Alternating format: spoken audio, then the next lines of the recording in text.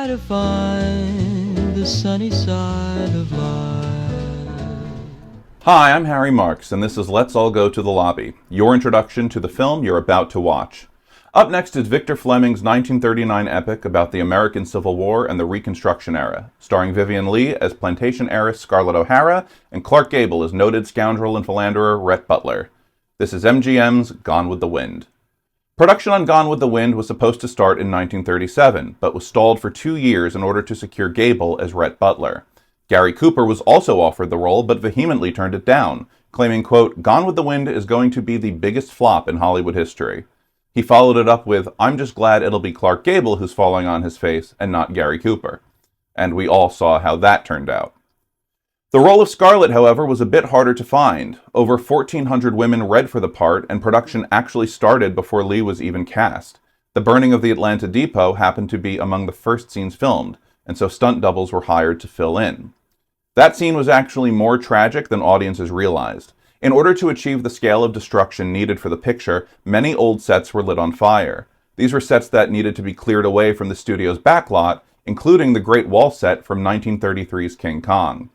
The blaze was so big, people who lived near the studio started calling the fire department to tell them MGM was burning down.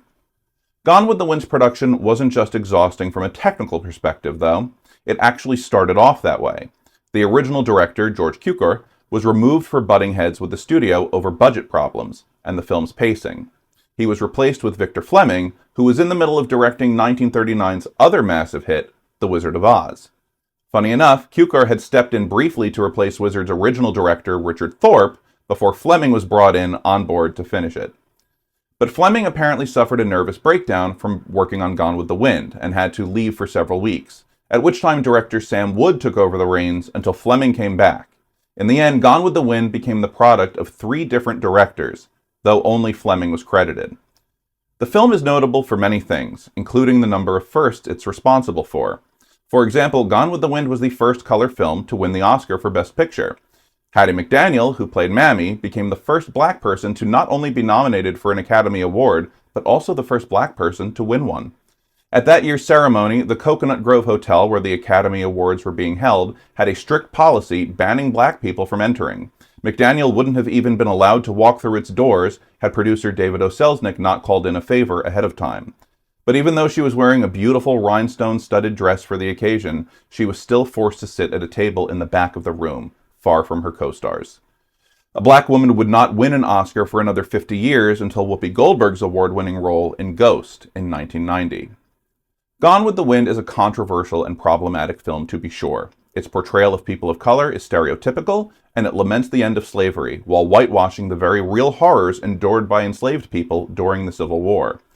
In addition, the 2 technical advisors who were hired at the NAACP's request to monitor how black people were portrayed in the film were both white.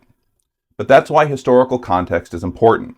These films should be watched with an understanding of the time in which they were made and their effects on the people and cultures they impacted.